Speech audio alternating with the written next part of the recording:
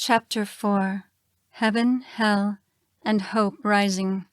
The winter was exceedingly challenging, and I dragged myself through the days that seemed to pass by as slowly as the old axiom, molasses in January. Being 16 didn't really assuage any of my legitimate teenage angst, nor did it help me to make any more sense of the world that I seemed to inhabit. To say that I felt conflicted about it would be a dramatic omission of a complexity of feelings that I could not begin to name even for myself. My parents, particularly my mother, wanted me to speak to a counselor about those feelings. So I reluctantly agreed to see a counselor, hoping that it would divert my mother's attention to other things like her work. She sought out employment soon after we arrived, and she must have thought that it kept her from her children, perhaps causing her parental guilt for doing so. The truth was that for me, it felt like a relief to not have her so directly involved in all the little details of my life. I needed that space between us to grow and to explore and to make my mistakes when necessary. And so I did grow, explore, and make some mistakes. As the days continued to be long and dark, my feelings followed like a winter storm. I went out and saw friends when I could, even sneaking out of the house when denied permission by my parents. I would close my door, saying that I was going to sleep, and then off I would run to catch the U2 for some party or another. There were so many that it was hard to even keep track of them all. My escape route was varied, but at times demanded avoidance of the creaky wooden stairs.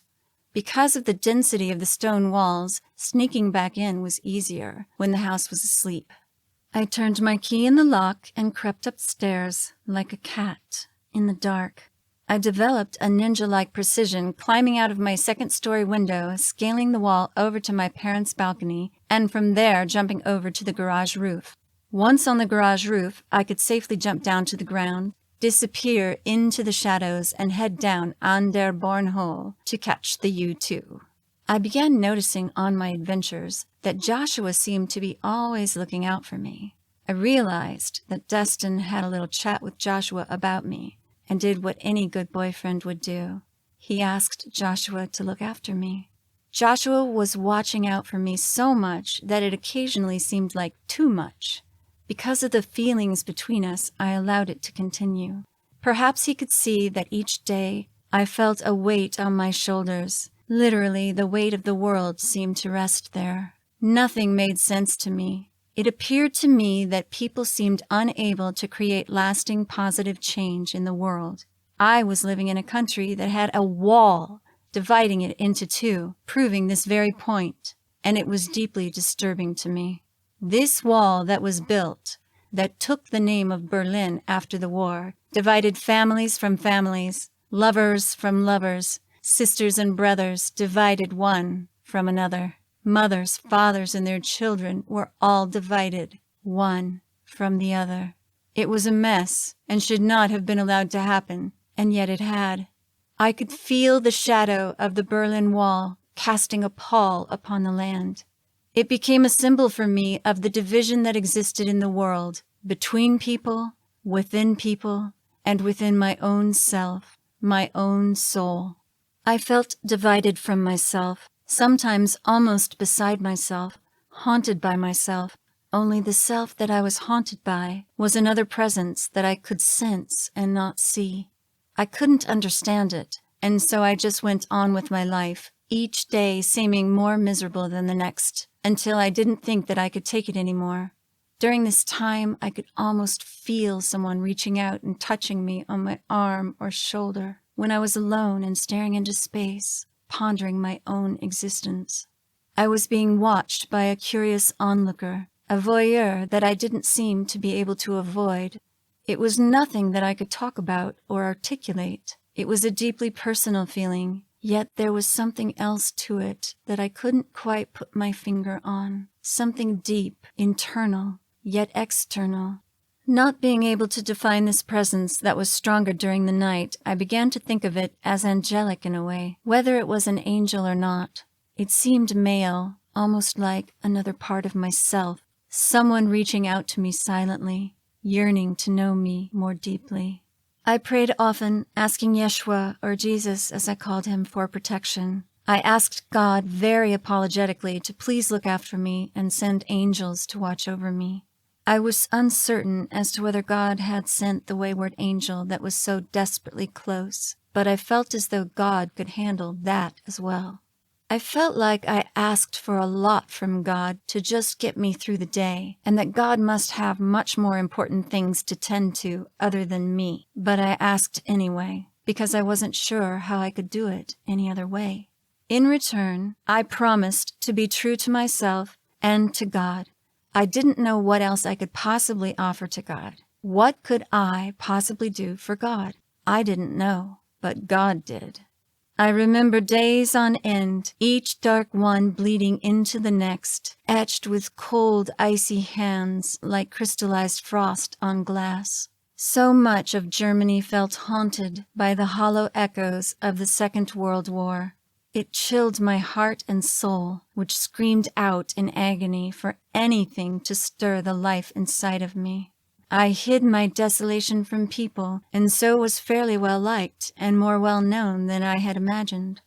It was on one of these dark Frankfurt nights, haunted by the souls of the past screaming for release that demanded a healing of the future, that I lay down to sleep. I snuggled in under my down comforter beneath the picture window that overlooked the farmland and highway to the east. My sadness wrapped around me like a shroud. I crossed my arms over my chest, not unlike an ancient mummy laid to rest inside of a sarcophagus, and I drifted off to the world of dreams. My dreams were rich and varied, but on this night and morning I had a dream like no other. I found myself high above the earth and floating on a cloud, bathed in sunlight. It was a beautiful cloud, rich and billowy white, much like cotton candy under the deep blue dome above, in the arms of the sky. Being over Frankfurt, it was accompanied by many others, so there were plenty from which to choose for cloud hopping. My senses felt pristinely alive, as did I, and more intensified than they had been while on earth. I was lucid and yet dreaming, but more importantly, I was in love. In love! I was running and playing like a child with a playmate who I did not know in my life on earth. He was with me, and we were harmoniously happy.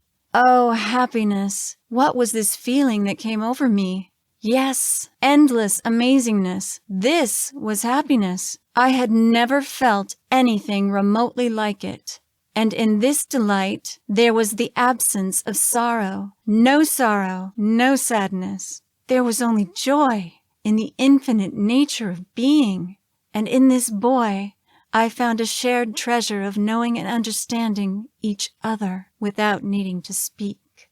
Without a word, I was able to convey my deepest feelings and desires for unity and oneness, and he understood them while sharing his own yearnings with me. He seemed to recognize me and to hold me in a reverence that I had not yet encountered upon the earth. We also spoke to each other using our voices, sometimes singing and silently running from one cloud to the next, free of restrictions and suffering. With a flash of our eyes, we would run and play, tumbling time after time in the sunshine over the earth for what seemed like an eternity. Our essences merged into each other like twin flames, coalescing into one and back again into two, two into one, and one into two. We flowed together like rivers to the sea through each other. I thought of nothing else. Nothing existed but this cloud, this boy, the blue dome of the sky, and me. The two of us, like lovers, were forever locked in this dance of boundlessness, desire, and joy. I cried tears of heavenly bliss, resplendent with a feeling of homecoming. His elixir, my tears, were filled with a rainbow light and the bittersweet knowing of how it feels to return home after a long and arduous journey into the arms of the one that you love. There is always a celebration upon returning home, and we were filled with the laughter of this sweetness. as all else melted away upon the realization of each other's existence. I had no desire to return to the earth. I was staying here with him forever. And it was forever, until she came. He had run off into the clouds, and I was going to find him when I heard a voice from the sky speaking to me. It was a feminine voice, simultaneously filled with mirth and authority, rich like maple syrup in the sunlight. Addressing me, she asked, "What are you doing here? You are not supposed to be here." I paused, weighing my options and tapping my foot impatiently because I wanted to go after my playmate, whose name I did not know. The only thing that I knew is that he was beautiful. So within myself, I was resolute in the knowledge that I was going to find out exactly what kind of authority this woman had over me, because I certainly was not going to listen to just anyone telling me where I was supposed to be or not, and with whom I should do as such. I looked around and saw only the sky looming over me, with its infinite blue intensity, and realized that I needed to say something, as I felt that she was awaiting my reply. "I'm playing," I said very definitively, adding, "Who are you?" Well, you would have thought that I had told a joke that only a saint could understand, because she started laughing with ethereal delight. Her resounding voice reverberated throughout the dome of the sky and was felt through listening as opulence, effervescent music, bathing the air with purity and light. It was a melody rich with vibration and sound that I could not repeat, orchestrated by heaven, leaving me captivated. I realized that it was not filling up the sky. It was coming from the sky and filling up the spaces around me like water fills an empty glass. It became obvious to me that her only form was the sky itself, and her amusement with my query became downright embarrassing. I continued tapping my foot and waited for what seemed like an eternity for her to cease her laughter, realizing that I was being spoken to by someone with great power. And not only had I violated some kind of rule being there, but my childlike insolence in the face of her indisputable authority was the most entertaining thing she had heard for a millennia, based on the length of the heavenly symphony that followed. The rapturous sound held me spellbound as I waited endlessly for her to reply. She finally did by stating who she was in relationship to another. I could only conclude in that moment that the other was the one that I called God, and that she was his counterpart. She spoke with certainty, and in her voice was contained a love so vast that the limits thereof were unknown. When she spoke again, it sounded as if she was singing a masterful song, blending words that lifted a veil so that the truth was revealed. This was the truth of who and what she was, existing throughout time and space. I had no choice except to listen and wait for her to finish. I uttered nearly silently, "Oh," somewhat sheepishly under my breath. I knew that I needed to acquiesce to her authority and listen to what she told me to do under protest. At this point, it was as though she took me aside and began to show me my life in multiple dimensions of existence. I watched and listened with an internal feeling to all that she revealed to me. She knew that I wanted to go after the boy and began weaving together events and happenings in the most elaborate tapestry of being that it left me feeling completely overwhelmed. After you do all of this is when you will experience all of that and be with your mate. I continued to listen through a process of inner knowing, with combined inner vision and hearing.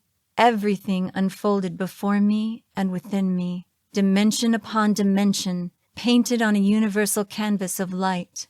It was too much for me to process, and I expressed my exasperation with all of it. "How am I supposed to do all that?" I asked, with the emphasis on I. because I did not feel capable of doing what I was being shown that I would do. I felt inadequate to the task at hand. Why me? How me? Are you kidding me? Surely you must be joking. She was not joking. She reassured me quietly that I would accomplish all that she had laid before me. My thoughts began to shift from the boy to how the hell I was supposed to achieve all of this that was shown to me. I mean, did she know me, really, and understand how desperately horrible I found life on Earth to be? Well, yes, apparently she did, and she found it most endearing. She absolutely and unabashedly adored me with every last little flaw included. When she had finished the extra-dimensional slideshow, she reminded me, I am always with you, within you, as you.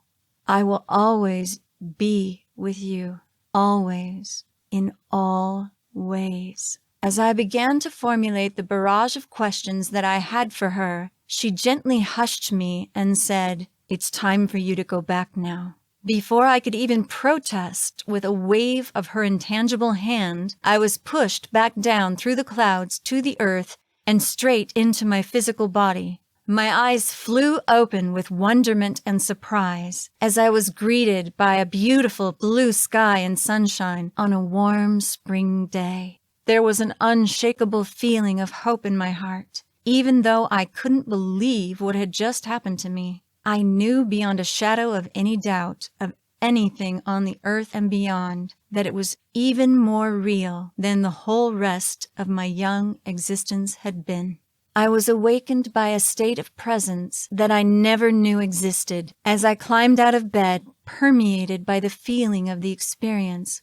It saturated my own being, surreally and fragilely majestic, with heavenly orchestral overtones. I went downstairs and began telling my mother and sister about the dream. They both nodded, nonplussed about it, however, floored to see me in a good mood in the morning. "Sounds like a really good dream, Cher," my mother said in her relaxed voice. I continued urging them to really get it, saying emphatically, "No, you don't understand. It was something beyond this world, something amazing. I've never experienced anything like it. It was more real than anything here has ever been."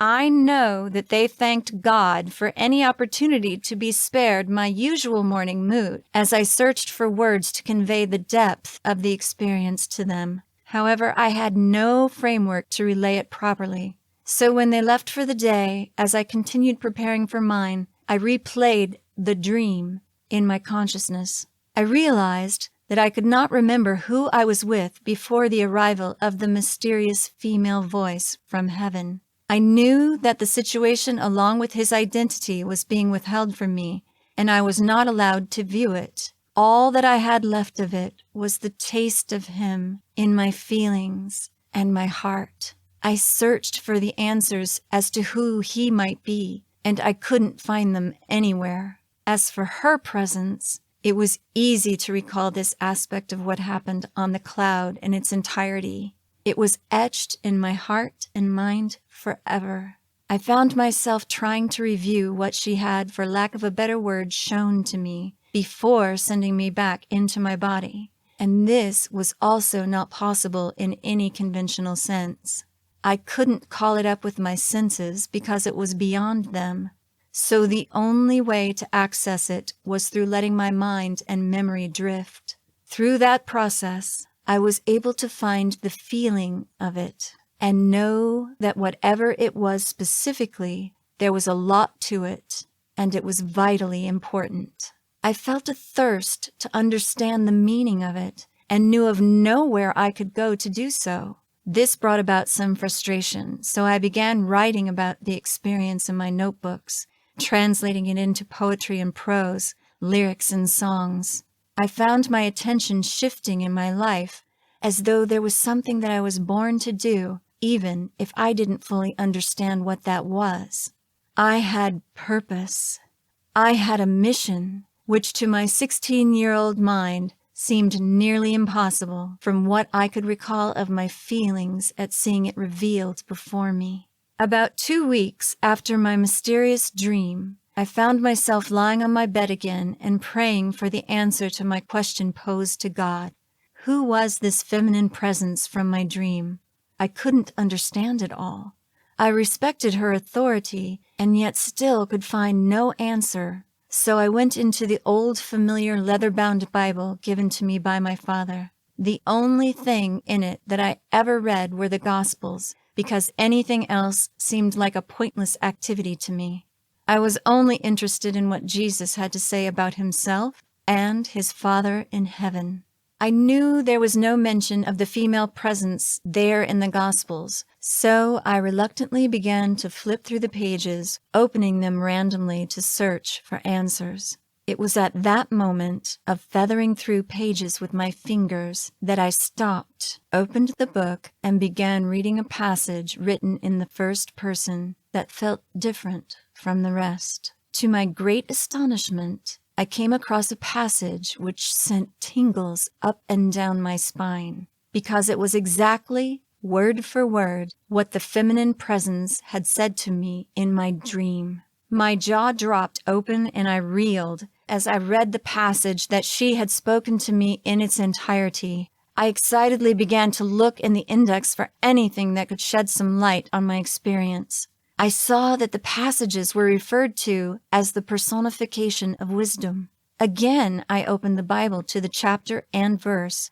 and began reading further. I had found what I was looking for. Wisdom speaks. As I reread the passage spoken to me from my dream, I felt intrigued by this voice given to wisdom. Heretofore, I had no real interest in the Catholic versions of Mary or any sacred feminine form of the divine hierarchy, despite having attended a Catholic school in New Orleans. I had followed the strict patriarchal standard of the Father, the Son, and the Holy Spirit, believing the Holy Spirit to be something of a mystery. I looked around the room with excitement, as though I had found buried treasure, but there was no one there to share it with except my invisible angels, who remained vigilantly silent.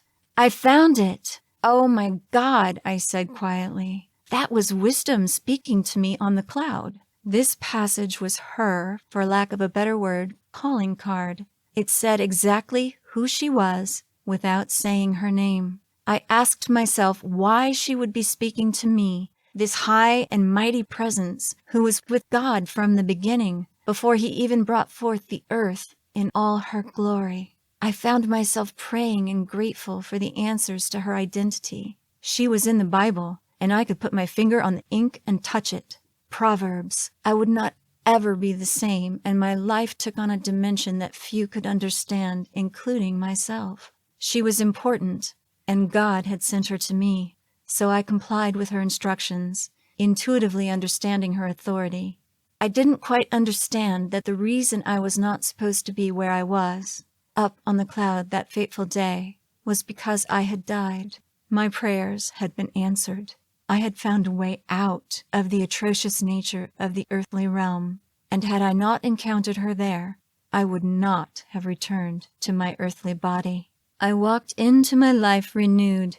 It wasn't that I liked my life any better than I had before. Rather, it was that I had faith that my life would get better as I moved along through it. It was comforting to know that this divine feminine presence was there with me in every moment, even if I wasn't sure what to call her. Calling her wisdom seemed rather impersonal to me, but I understood that she was my connection to God, along with the one called Yeshua, and no one could take that away from me. Knowing that all that I had experienced in my life had a purpose, both the good and the bad, made it seem somehow more livable to me. I knew that someone was coming with whom I could laugh and play freely in love completely. I wanted more than anything to do as God intended for me and to fulfill my purpose fully. It wasn't long after that my mother gifted me with a brilliantly spectacular kick-ass pair of boots. She bought them on sale on one of her trips to Berlin,